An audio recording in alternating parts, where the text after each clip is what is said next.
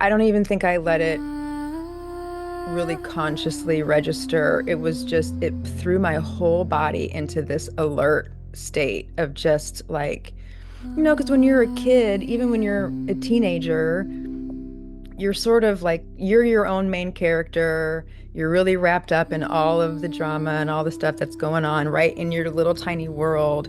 And then all of a sudden, something like this happens, and it just shook me to my core. And I really feel like I took that on as evidence that it is not safe to be here.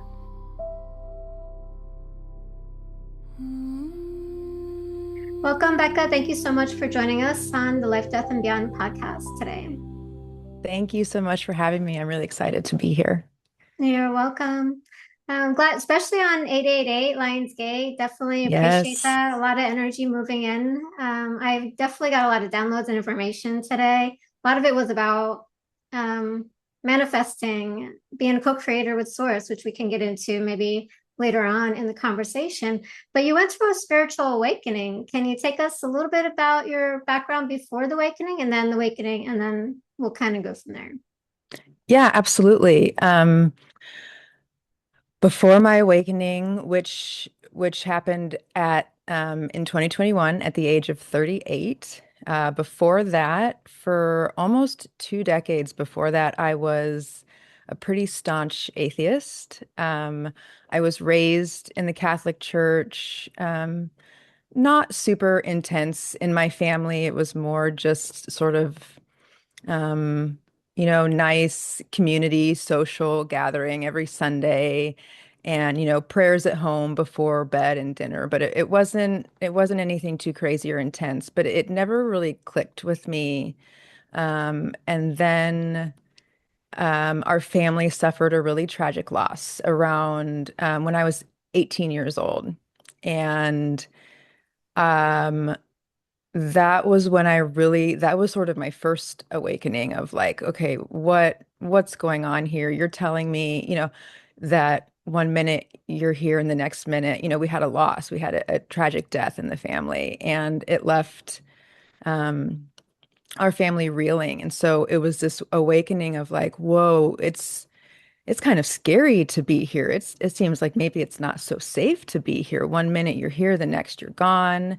Everything is different. It was a real wake-up call, and I was getting a lot of people trying to comfort us by saying things about, it was their time to be with God or God needed them. And I wasn't having any of that. And so I sort of went on a journey looking for atheism and evidence that that was what was actually true. I wasn't on a search looking for truth. I was looking on the search for atheism because I was angry and I was upset and I was scared. And so I then proceeded to live my life as an atheist for 20 years, which,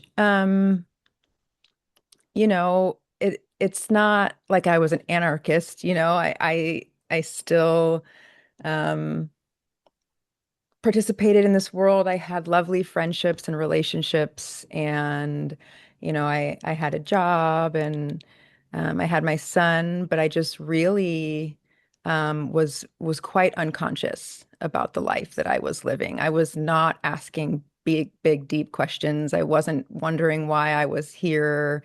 I just knew that I it felt everything felt sort of random and chaotic. I was suffering with depression that came on right around that same time that I did have that loss in the family and that I did declare myself an atheist. I didn't piece the two together until my awakening came about. But yeah, I did. I suffered pretty severely from depression from the age of 18 until around the time of my awakening. So was being treated with medication pretty consistently for those 20 years. And um, in January of 2021, I had just gone through a breakup, a big breakup. I was going through what I called an early onset midlife crisis. I was partying, going out, making poor choices, and I ended my relationship, broke up our little conjoined family that we had made, broke us up, moved into an apartment, and was really not doing well mentally. And one night I stumbled upon a documentary on Netflix called Surviving Death. I don't know if you're familiar, but it's Mm. a really powerful documentary. It's a docu-series. It's a six-part docu-series. And honestly, that was just the catalyst. I could have watched this a few years before and thought it was interesting and nothing really came of it. But um, I do believe that I planned to have this awakening in this lifetime, and this documentary was just really that initial spark that really woke me up. The first episode or two in it is all about near-death experiences and the research that's being done and the different people. They featured different people telling their stories, and I just remember so clearly sitting there watching it. I thought it was a completely different type of documentary. I thought I clicked on something totally different. So I'm watching it and I'm like, what is this? And then it just starts clicking. And I'm just like, oh my gosh, these people, like it was just awakening some sort of remembrance in my body. It was a full body experience of like, oh, this is real. This is true. And they're talking about God. And it was just sort of blowing my mind. And it was, like I said, it was affecting me in my physical body. It wasn't just an intellectual thing. It was like it was moving through my whole body, waking me up. Yeah. Going back to where you said that you weren't having any of this, like, because you had a big loss, was it more like I guess your mind couldn't contemplate losing something, like the loss of a loved one? Yeah. Or, So it was my aunt and uncle who passed in a motorcycle accident at the same time as my dad's brother, and they had five kids. And it was, it was in the middle of the night. And so, five kids orphaned like that. The loss of both my aunt and my uncle at the same time in such a tragic way. And then that I don't even think I let it really consciously register. It was just, it threw my whole body into this alert state of just like, because when you're a kid, even when you're a teenager, you're sort of like you're your own main character. You're really wrapped up in all of the drama and all the stuff that's going on right in your little tiny world. And then all of a sudden, something like this happens, and it just shook me to my core. And I really feel like I took that on as evidence that it is not safe to be here. And then, like I said, the people who were trying to comfort me with words about God, um, that wasn't comforting me. In fact, it made me feel like you're telling me that, um, if that's something that God does, if God takes these people because, he needs them, when all I can see is five orphaned children, a family that's been torn apart. That's what I was not having any of. I put up a wall really quickly to any talk like that. And just really, if that's what God is, that's not a God that I believe in. That's not a God that I want to get behind. Mhm. Yeah. Yeah. And I know I can understand like it's hard for people to really come up with the words and what to say in those situations. So maybe they're just not mindful in how they're saying it or to who they're saying it to, and how they might perceive it. So it's very touchy situation, It it really kind of is. It thing. really is. Yeah. Yeah. And yep.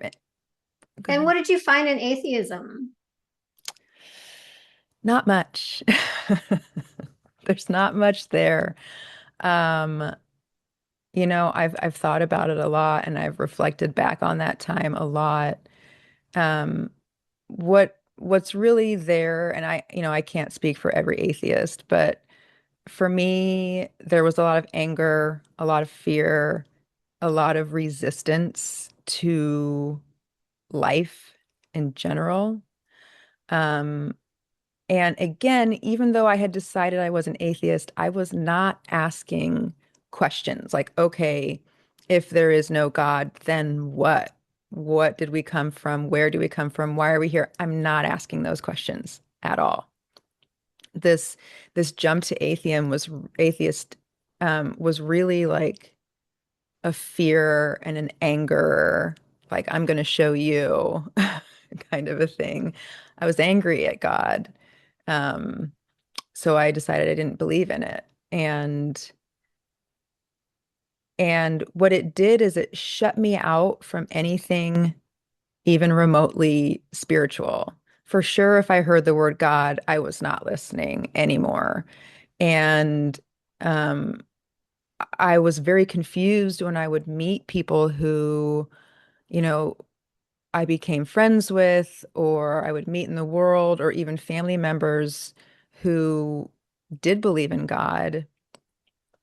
I was really confused by that because I just felt like, especially when I considered, like, when I really respected these people or I considered them to be very intelligent, very level-headed, to find out that they believed in God just really didn't make sense to me. I really thought absolutely everything about God was made up and that it was just sort of this like fairy tale thing to help people feel better or sleep at night, whatever you need to tell yourself to feel better um, about this sort of chaotic world we live in. And Mhm. so, for sure, if people, now I talk about God all the time. I love God. I love talking about God, but it's a very different God than how I was imagining that God of my childhood. And so, for sure, if people talked about God or spirit, or even if they referenced things like the universe, I really dismissed it very quickly as silliness.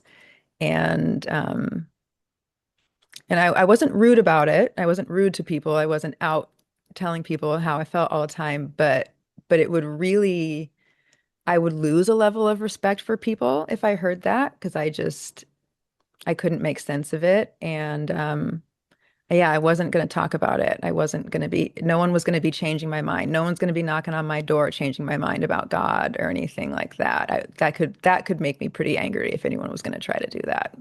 Mhm. Yeah. Yeah. And then you were talking about you went into having your spiritual awakening. Can you take us through that? Yep. So I really do think it's kind of started a couple years before. Like I said, when I was going through what I thought was a midlife crisis, I really do think a lot of what people refer to as a midlife crisis is quite often our soul tapping us on the shoulder, trying to wake us up, saying kind of enough. It's time to move back into alignment. And of course, I wasn't thinking anything like that. I was thinking I needed to change my meds, or I needed to go party, or I needed to go make new friends, or fill all these holes. And, like I said, I went through that breakup and moved, and COVID was happening. So it was a lot going on, and my medication had stopped working out of the blue. The meds that I had been on for a very long time stopped working. My doctor was scrambling because all of a sudden I'm feeling all my emotions, and we can't have that. We can't have that. And so she's trying to find new meds for me.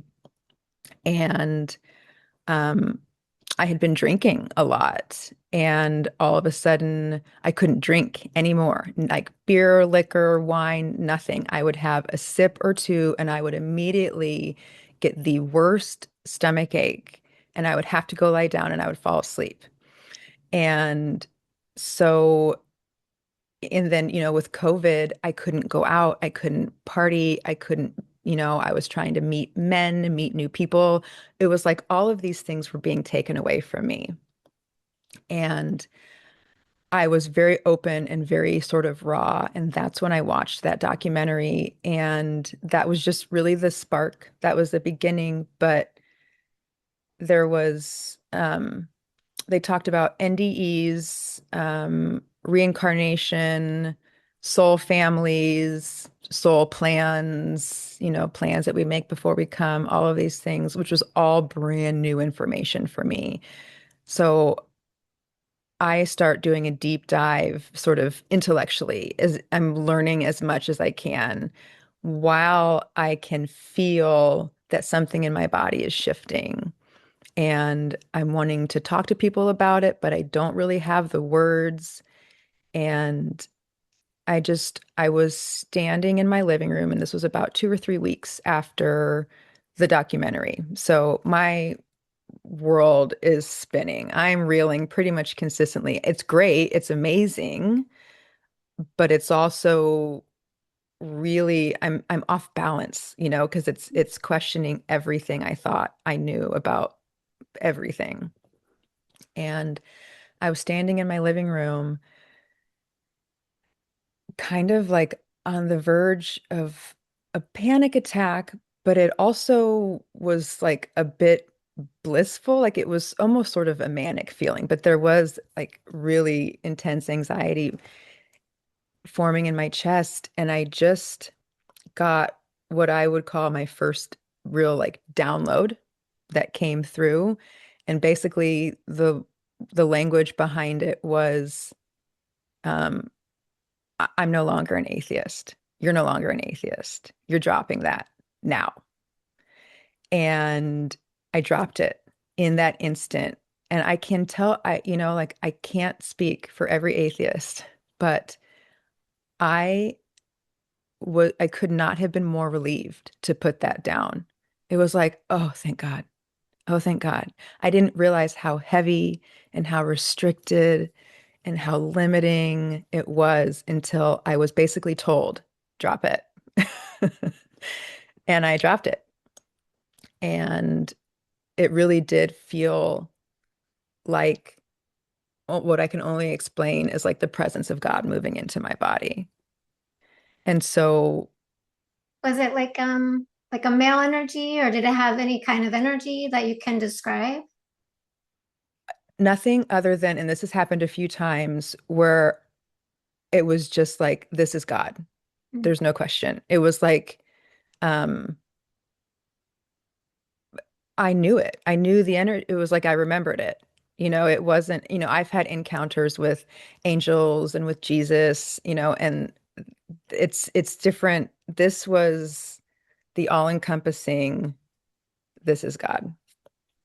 And that's the only way that I know how to explain it. And it was so early in all of this that it was just like wild to me. But it just came through as a knowing that that's what that was. And it didn't last for too long, but that message came and landed in my body. And yeah, life has not been the same ever since. Mm.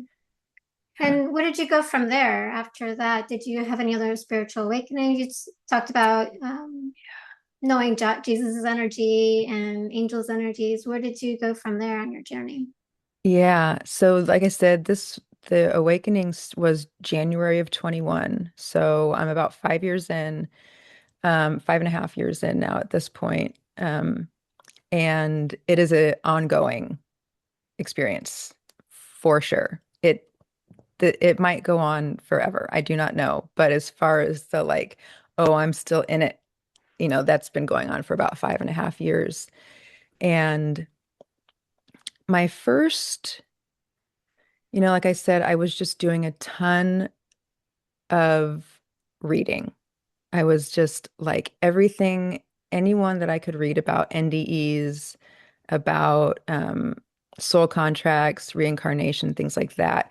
I was reading it and bringing it in, like I said, on the intellectual level, but I was also feeling shifts in my whole energy field, in my body.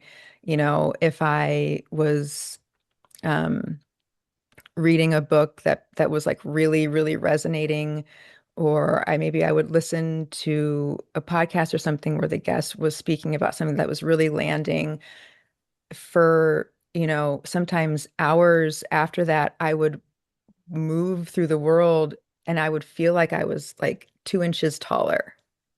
It was strange. It was almost like I was seeing out of like my higher energy centers. It was quite strange. I was getting more and more downloads.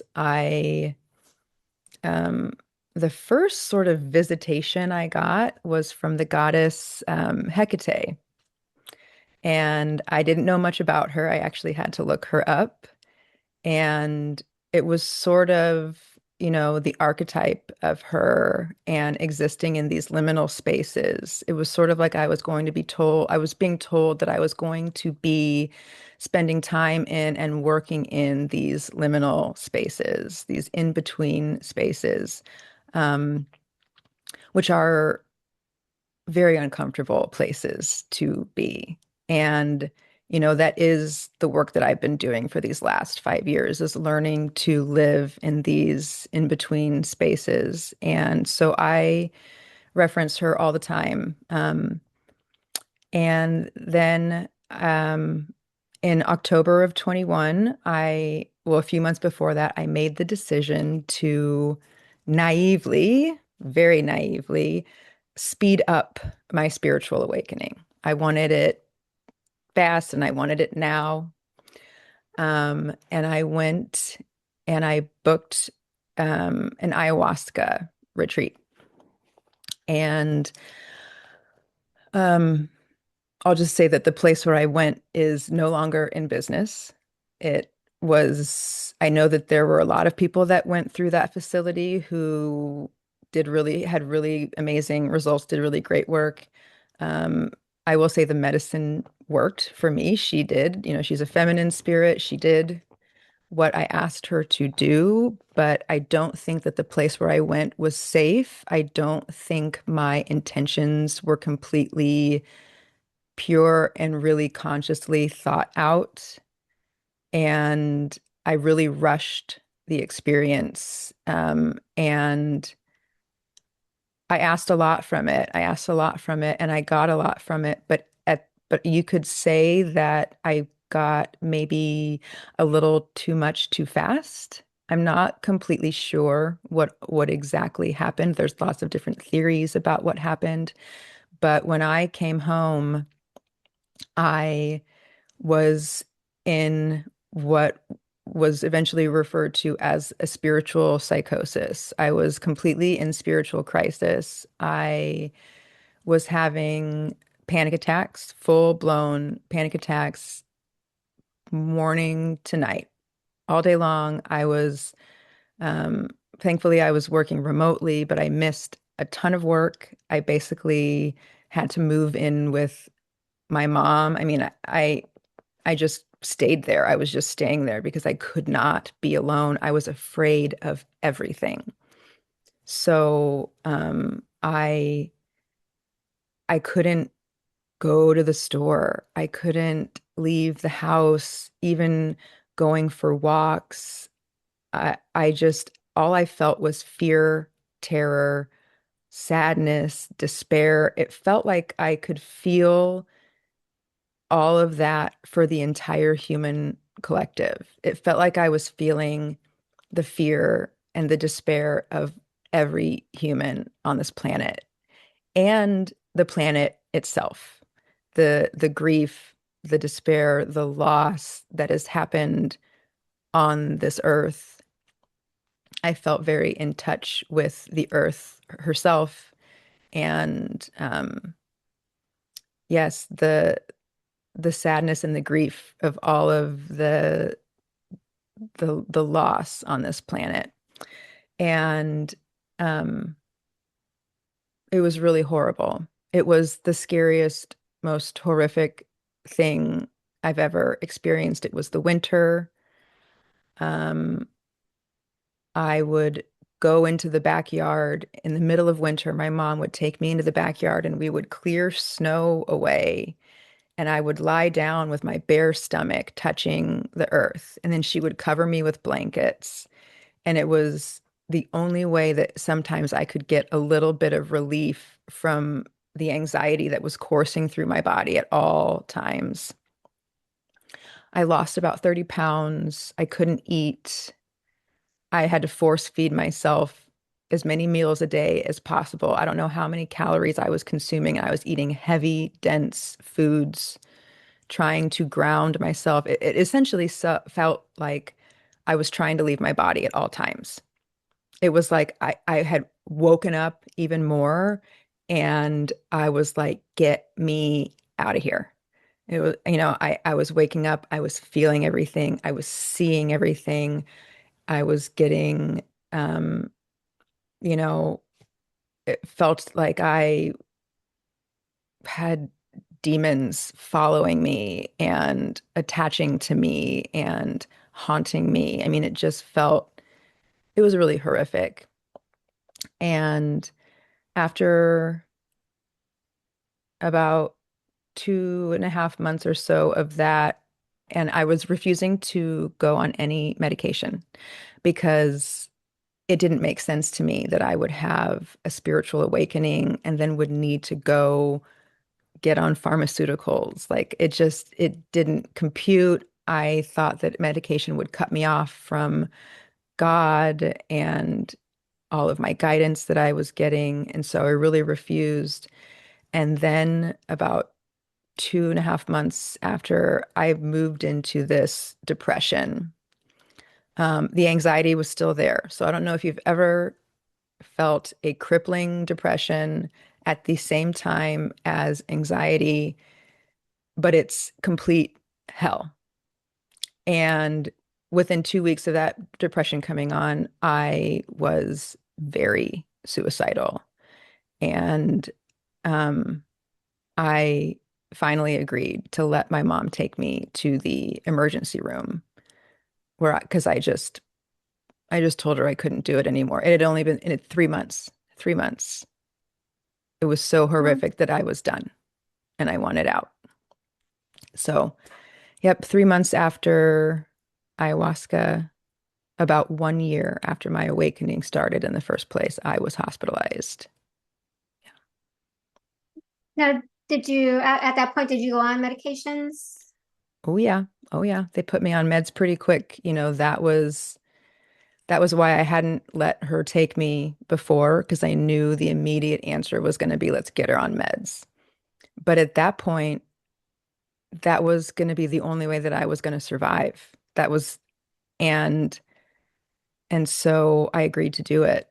And it was horrible. I was completely convinced that it would stop my awakening. I was completely convinced that going to the hospital and agreeing to be put on meds was a failure of my awakening. I was failing God. I was failing my guides. I was failing my angels. I had come here with the plan to wake up and I failed. That was truly 100% what I believed. And it was horrible. It was the worst feeling in the entire world. And I was at the hospital for 5 days. And when I left, I was on 5 meds. And I was still very suicidal when I left.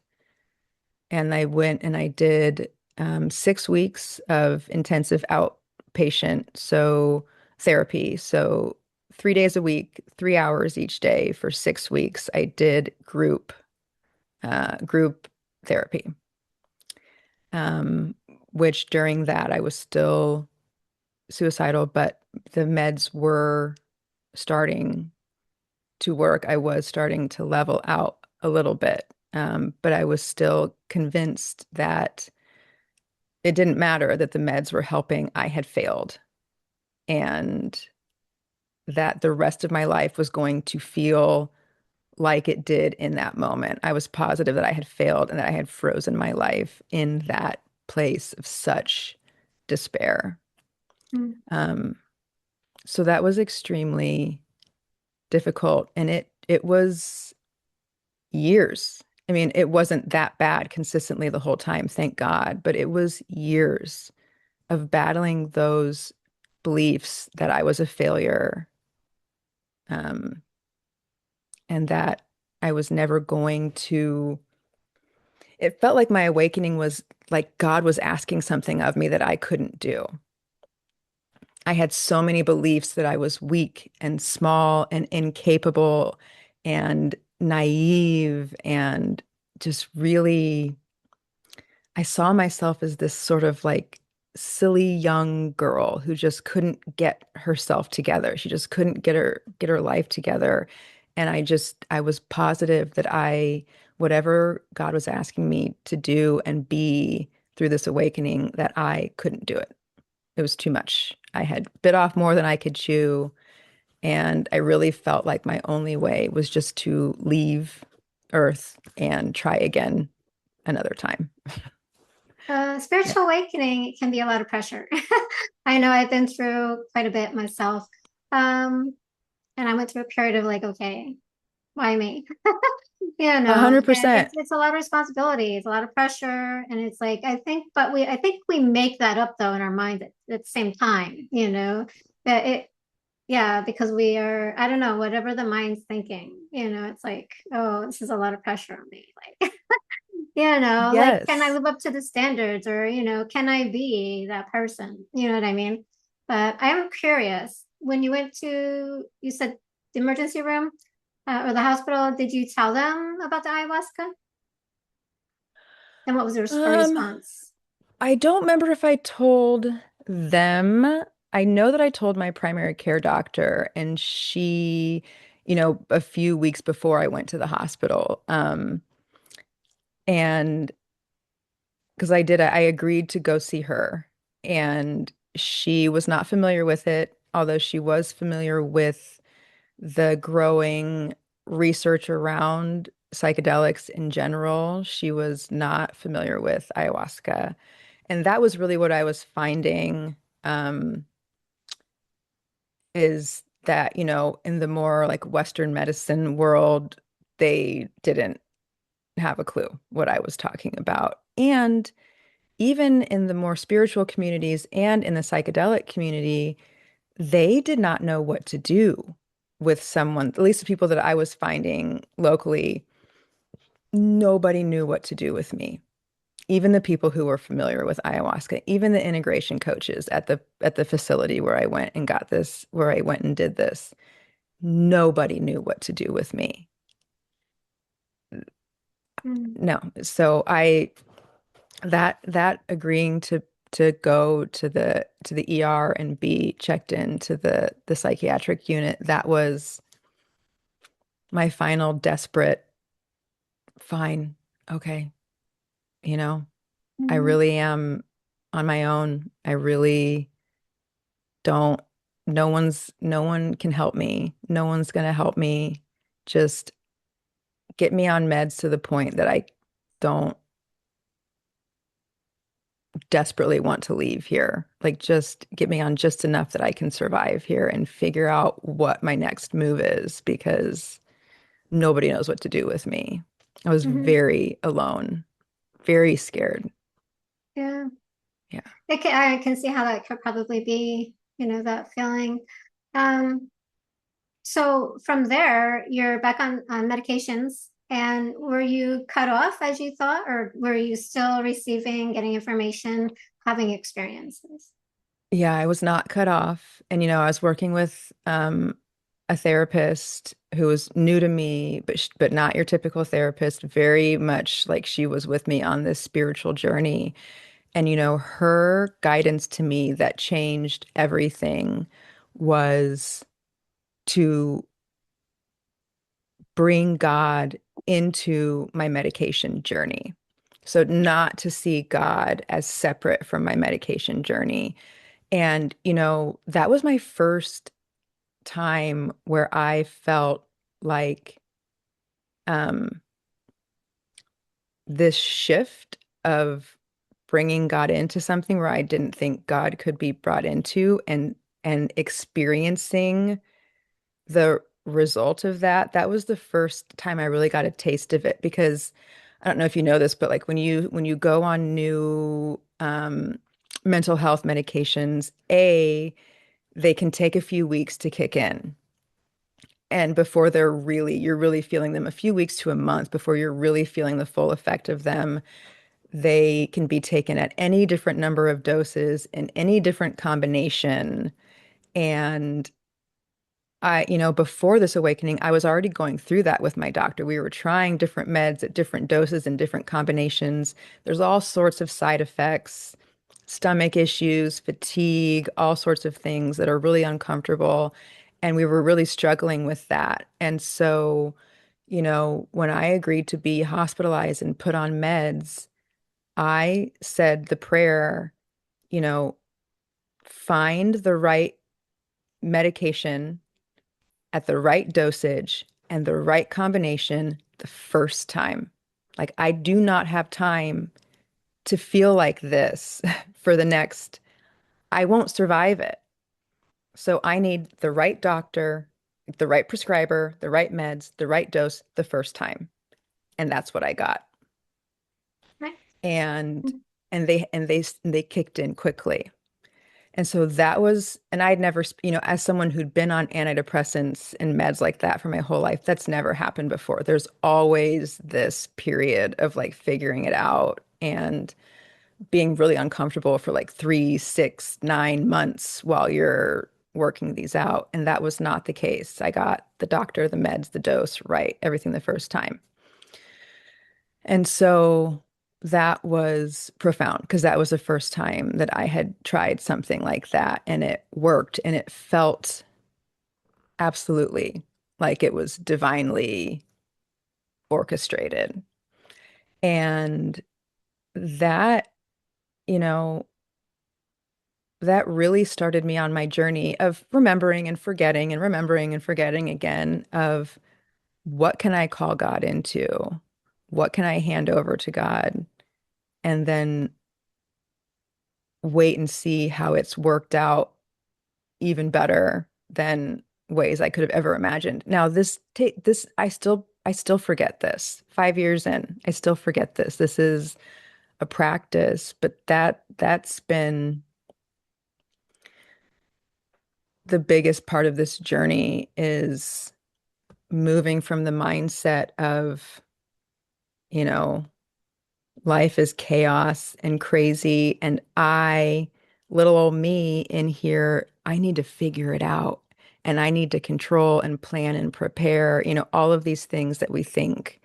Um, and then all of that on top of all of the really very restrictive and limiting beliefs that I had about myself. Like that's the awakening, right? That's the whole thing is we wake up to all of the illusion that we have been basically agreeing to this whole time. All of the stories I believed about myself, all the stories I believed about God, all the stories I believed about the world and my relationship to it, um, everything I thought I believed about um, my own mental health, you know, this is all stuff that was being dug up and shown to me to be, from taken from the subconscious and made conscious so I could do what I came here to do, essentially. But that's it's so simple, really. Like you say, there's all this pressure, like what you're asking of me feels too big. You got the wrong girl. But that's all just because we believe all these really um, limiting things about our entire experience as a human here on this planet. We just really don't know what we are. And so that's why the awakening can feel so big and like you're being asked too much because it just seems outside of the realm of what you truly believe you're capable of, you know? Yeah. Yeah. So where did you go from that point? What direction did you go from there? Um, I gotta say, I was in survival for a few years. I was working very closely with my therapist.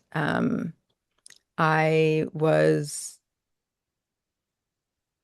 I was still dealing with anxiety daily. And so, you know, a lot of what I would do was I was just like constantly consuming new information, reading everything I could, watching everything I could, listening to everything I could, going to sit in tea ceremony and breathwork ceremony. I was staying far away from psychedelics. But, any other kind of spiritual, thoughtful, conscious community. I joined a Buddhist temple, which was so perfect for where I was at. And I really dove into a meditation practice and the Buddhist practice is of, non-attachment, just complete acceptance of everything. It's darn near impossible, and I'm not a master of it at all, but any taste of it that I could get was a bit of relief, a bit of letting go, a bit more of a surrender, because all of my suffering came from this death grip that my ego had on. I mean, it felt like I was dying because there were all of these parts of me that were dying. So really, I did a deep dive into all of the past spiritual, religious, philosophical teachings that I could find. And I loved it. I love it. I still love it. I can't get enough. I read anything I can get my hands on. And I started to discover what I started to call the golden thread of truth. Whether I was reading the Bible or different ancient texts or learning about ancient Egyptians or really anything, I was finding that when it came to God, no matter what the tradition was calling it, I could find this golden thread of truth that was woven through all of these different modalities, ancient teachings. Um, and that's where I was finding so much peace. I um I I'm a gatherer of information. I love learning. I love gathering is I call it data. I like to just gather all the data, all the information that I can. I think that's so much of why I was able to become an atheist and stay there for so long is I like things that can be backed up with information, logic, reason. I like things to make sense. And what was really exciting is that I was finding in these texts, which I would have thought were nonsense a few years before, I was finding all of this stuff, all of this information when woven together, even with like new age and newer information, it was all aligning. And that was how I was starting to waking up to what I would call like the capital T truth, you know, Mhm. when it sort of starts to be undeniable, when you're seeing traces of it everywhere you look. And that was that and doing the deep inner work of identifying and observing my thoughts all day, every day. And in meditation and going on meditation retreats and becoming very, very, very intimately familiar with my inner landscape and my inner world and my thoughts and my beliefs and my fears and my triggers and all of those things. And doing the work to slowly but surely untangle that nest, that web, and rewrite, reframe all of these limiting things to start becoming this new version of myself that an awakening does ask of you. It does Mhm. ask of you. You have to shed. Parts of you are going to die. You can fight it, and I did. I fought it. I didn't want to, but my nervous system was like, "Girl, you're dying." Like it was doing, it was just trying to keep me alive. And so in that time of that inner turmoil of really, really trying to surrender, and then a nervous system that was desperately telling me to hold on, and then just doing all of that research to find really what is true for me, really what resonates for me. And so it was awful and amazing all at the same time. It's that liminal space that I was talking about where your life previous is falling away, or sometimes it's just straight up gone. And this new place, this new being that you can tell you're moving towards is not there yet. And you don't see how on earth you're ever going to get there. And finding ways to be comfortable and feel safe in that space is the work that I've been doing for 5 years. Mhm. Yeah, it is quite a journey, and it does make you very vulnerable. Yes. Because to do the inner work and the change and transformation, wiping everything away just kind of falls away. That's been my experience with it. And it's very uncomfortable in that state of Yes. change because it's like, okay, what am I doing? Where am I going? It's like you kind of just don't know. You And really you just got to don't. surrender, Yeah. there was times where like I literally felt like I was dying, like something was shedding. And I was like, I feel like I just need to go curl up underneath a tree somewhere and just lay there. Like I Yes. just couldn't, it was like a death. You could just feel Right. it. So it's Yes. really interesting, the whole process. Do you feel like there was a periods of like, because you did talk about the midlife crisis, depression. Do you feel like maybe that was more like of a dark night of the soul, or is that different? Oh yeah. Oh yes, it was absolutely. That was the biggest um yeah, it was a massive, very dark night of the soul. I've had a few, but the one that came on after ayahuasca was for sure the darkest. It was, you know, I was ripped bare. I felt like I was raw. And all of my tools that I used to escape or numb, and all of the places that I would hide. So in certain relationships, I mean, I could see it clear as day. Any place where I would have would have hidden, or any tool or mode or anything that I would have used to um, keep me numb or distracted was taken away from me. Or, you know, if I attempted to use it, I mean, but when I got back from ayahuasca, my body, I wasn't putting anything in my body unless it was super clean. I just knew that there was no drug or alcohol or anything of any sort that was going to give me relief.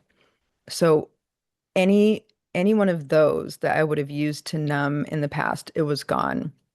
My relationship that I had been in for over a decade, where I didn't realize until then, was a place where I would hide. I hid in that relationship, and I allowed myself to stay very small and protected. I felt like I was protected when I was in that relationship, and that was it didn't feel that way anymore. I had broken up with him, and I tried to go back, hoping that I could feel some sense of protection or shelter or comfort, because I just felt so raw and exposed, and it didn't feel that way anymore. It felt actually worse. It felt like, no, no, no, you don't fit here anymore. Actually, that feels worse than it did before. Mhm. And so everything, everything was taken away from me. People, my mom, it's funny. She'll tell me that she's proud of me for how much I've changed and how far, like such drastic change in these 5 years. And I sometimes struggle to take that compliment, because I'm like, I was not given a choice. I was not given a choice. It was like, your past is gone. We're taking away everything that you used to hide or distract and numb and feel small. Now go figure it out. And so that's what I had to do. My first thought was, I can't, so I have to leave. And then when that was no longer an option, I was like, okay, all right. I I have to do this. I'm going to be the only one that's going to be able to do this. Like I have to do this for myself because a part of my beliefs before was that I was naive and weak and incapable. And if I was I couldn't do anything hard. And if I needed to, somebody was going to have to do it for me. 100%. I saw myself as just very young and naive and incapable. And someone who did not do hard things, did not make tough choices. And if I was going to have any sort of different types of experiences or bigger experiences, like other people were going to have to make that possible for me. And Mhm. so I think that was all part of the design of this too.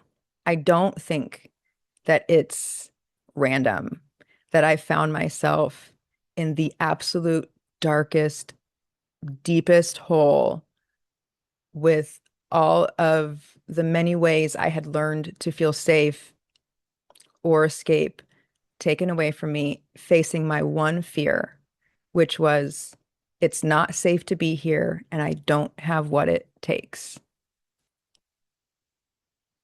That's the everyone's awakening is so divinely designed to be exactly and to make them face exactly what they need to face to alchemize and to completely transform and transmute their previous experience, their previous beliefs, their previous trauma, their wounds, all of that. And so, I remember praying one day about why did it have to be so hard? Why did it have to be so dark? Why did I have to have everything taken away from me all at once? And the message came through so loud and clear that I wouldn't have done it otherwise. If there was any way for me to escape or hit an easy button, I would have done it. And I wouldn't have completed what I came here to do. And so it was very divinely designed that all of those things were taken from me and that I was left to learn how to do this. Yeah. Beautiful. Yeah, and I can see that too. Like even from my experience, having had the dark night of the soul and going through a lot of things I went through near death experience. When I came back, the path was there for me. Yeah. It's like one teacher came and then one teacher came, and I Yeah. think we're still guided, even though we're being stripped of everything. Oh, So yes. it's just being, I guess, aware of what's going on, and just following and trusting that, the path as it unfolds, for us. So Yeah. definitely, yeah, it's not always going to be easy. The awakening path is not easy.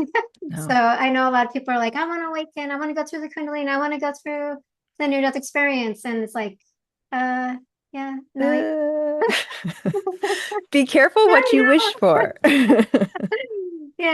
I had no clue on what was happening to me. Like things, I just started waking up within the illusion. It was like I had the house, the car, the family, got married, going to education. Every time something happened or I got my degree, I got that certificate of marriage, was like, what was that about?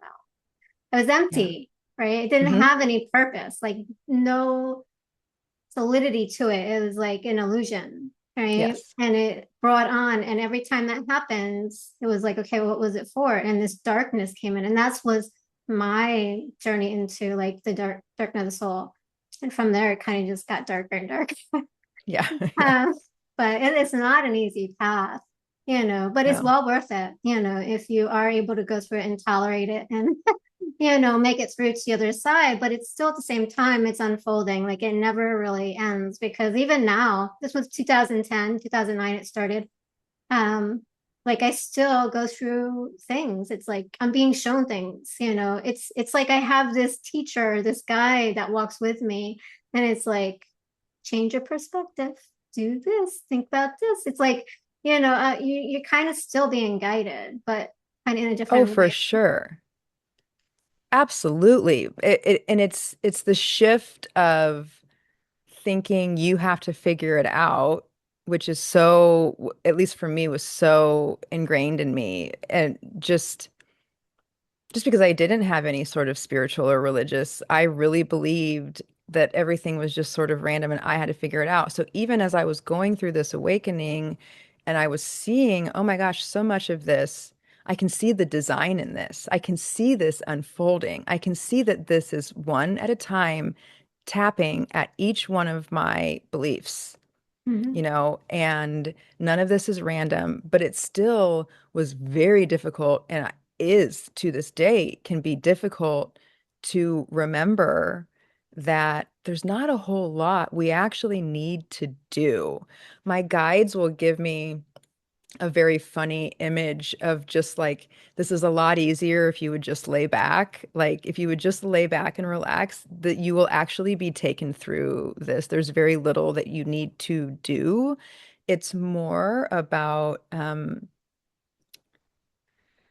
what can you let go of? What can you release? What can you open to so that you can be the version of yourself that can hold this next life, this next level that's coming in. It's really about creating space. It's about letting all of this stuff, all this clutter, all these illusions go, and then the illusions that you choose to stay in your life, there is this new awareness and this sense of detachment of like, yes, this is here, but this is an illusion. I am still myself if I were to lose any of these things. And so it's it's about a complete shift in perspective and growing and creating space in your capacity to hold more light, to hold more information, to be able to hold the fact that you can perceive of so much more without completely overwhelming your nervous system, right? Like your physical body has to go with you on this journey, which has been the hardest part for me. My physical body has been like, Mhm. no, thank you. And Yeah. so that's the biggest download I get because I these days uh, as soon as I woke up, I was like, oh, this is what I want to do. I was like, I'm in a corporate 9 to 5 and I can't do that anymore. This is what I want to do. I want to be like working in the spiritual world somehow. And I just wasn't ever really able to make any progress in any direction. And it just felt like this complete existential angst at all times. And it felt like I was failing, that I was still, um, say in that job or in this apartment or in these things. And it was like, my life is slowly but surely changing, and I am figuring out, okay, what are my next steps for how this is going to translate into, you know, where I put my energy, my time, and my energy. And this feeling like, your awakening started 5 years ago. How can you still have this corporate 9 to 5? And the message is always like, you could not have held 5 years ago, 4 years ago, 3 years ago, 6 months ago, you could not have held the dreams and the manifestations that you are calling in. Over these years, slowly but surely, I've been opening, releasing, contracting, opening, contracting. And each time, I'm gaining more and more capacity, to just even be in my body and be here, And so, like, I wasn't ready. We can't call in all of our greatest manifestations in our dreams when in our inner world is just absolutely not in alignment with our ability to hold those things. And so that's been the toughest place. Again, these liminal spaces. What are you doing in these liminal spaces? Well, truly, you're becoming who you need to become so you can hold this next level that you're moving into as part of this awakening. And it's uncomfortable and you want things to be different right away. You want to see that physical transformation in your outside world. And that's just not how it works. Mhm. Yeah, we want instant manifestations. Yes, of course. And it's a struggle when we don't. And I know like part of my path was, the job, the 9 to 5 kind of Mhm. situation. I struggled with that for such a while after my awakening. So like I couldn't go into those spaces anymore. It just didn't feel right. Like even now, it's like, and a lot of times it's like the universe, like you're not a match to it anymore either. Right. Like, Right. you can have the resume of like a superstar, but yet, okay, you're overqualified or you're underqualified or whatever the case may be. There's always a reason why you don't get hired. It's like, I don't know if it's kind of set up like that, but there was a period Yeah. of time like I couldn't find work and I had everything perfectly, that was for that position and that role. So like that happens too as part of the awakening. Like you don't Absolutely. fit. Yeah. Yeah. Mhm. And I can see, I get downloads, I get guidance that the job that I have right now, there's so many reasons to be grateful for it. Like it is a 9 to 5, but I am paid well and I work from home and I'm very comfortable and it like in the sense that I'm not just like stressed to the max. I have due to the structure of my job, I really do have quite a bit of flexibility and space in like a work-life balance. And so, and I've had other jobs that were not like that for sure. So I can feel this knowing that the job and the position I'm in right now is offering stability and some of that safety, which I needed so much. My God, I was not in a place. There's always those spiritual people who are like, quit your job, the universe will support you. I didn't believe that. And I knew that the, so much of manifestation is you need to hold the knowing that it can be. And so I was like, no, I'm not in a position to quit my job. Plus, I am a mom. And so I can see the beauty and the perfection for where I was and where I am. And I can also feel the discomfort, which is like such a beautiful guide of like, okay, like this, you're really getting to a point where this isn't fitting. Like, let's start looking, let's start opening up, really deeply examining any fears, anything that might be um, holding you back from moving into this next phase. And so that's really the work I'm doing right now, very consciously. I'm working with a coach very consciously to start that shift from that old paradigm of the corporate 9 to 5 safety. This is what you do because it just is what you do. It's what everyone does. Now just go do it. And, taking that step and working through that fear to be like, no, I'm actually here for something else. And giving that space to come alive within me, opposed to trying to figure out, well, what is it? Because I can get lost there. And so really these next steps for me over this next few months, year, whatever, is really pushing through. I'm pushing past an edge that for, 40 years, I told myself, do not cross, do not cross. And it takes really intentional work and help on both sides. Like I said, I'm working with my therapist and coach, and we are calling in God and guidance like you would not believe to help me over this step, which it might be a small step, but to my nervous system is massive. And so it's really interesting. And honestly, I'm so grateful. It's such a blessing to be able to do this kind of work, to even know that it's something that you can do, because I can think of the version of myself. I sit with her often, actually, the version of myself right before my awakening who felt so defeated and so down on herself. I did not like myself. I just could not figure out why I couldn't get my life together, why I couldn't do and be the things I wanted. And I feel like this is such a gift that I got to live. I know this sounds really weird, but I got to live for 20 years as an adult as that version of myself. And as painful as it was, I got to learn who she was and really be her. And now I get to live through and survive this level of transformation. That does not happen for very many people on this planet.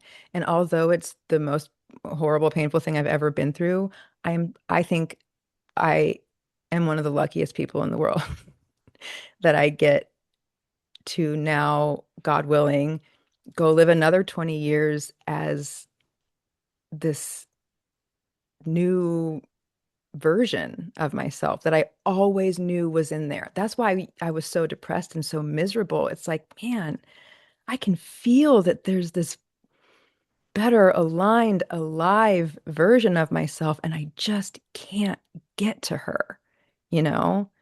And so this gift of believing for 20 years that I could not get to her, and then the gift of being shown how and being guided and moved through how to get to her is like the most beautiful experience in the entire world. I think I'm so, so blessed that I get to do this. Yeah. Yeah, and I think everything that we go through, we're able to help other people with that, and that I think that's Yes, part of it. And I kind of put that towards like if you haven't been there, then you can't help others. So we go through things and we can help others. And that I find tends to come into like just be the student and then be the teacher. So then we yes, can help others, as not just as part of like maybe our path, but part of our purpose, why we came here. And we can turn that into something that we do, like with coaching or, in sure. that process. And as we're doing that, we can build up towards it. Like, I don't really recommend, people just leaving a 9 to 5, like transition to it. I know like a lot of spiritual people will be just quit, like you said, but I don't really recommend that. Yeah, Yeah, no. You really got to have that faith and trust that it's going to be there. And a lot of times it may be there, and maybe it's just because we've already built up that space that it's coming, and then we just know, and then we leave, right? And it's there, yes. but it is a process. So definitely. So what is God to you now? I know we're kind of coming down to the ends of time here, with the podcast. So what is God to you now from before the experience? Yeah, it's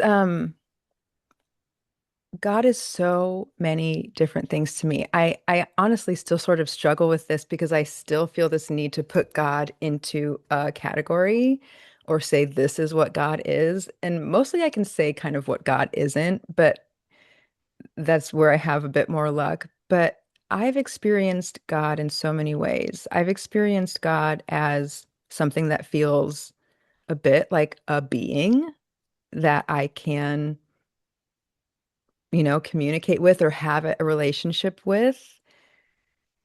But mostly how I experience God is, and it's kind of hard to explain, or it might sound kind of weird, but God itself is the natural unfolding and evolution of existence itself. And so, but it's such a massive thing that it can be experienced in multitude of ways. It might come through feeling more masculine, or it might come through feeling more feminine, or it might come through feeling again like a loving, friend who's walking with you, or it might feel so massive that it's truly the way. Sometimes I just refer to it as the way.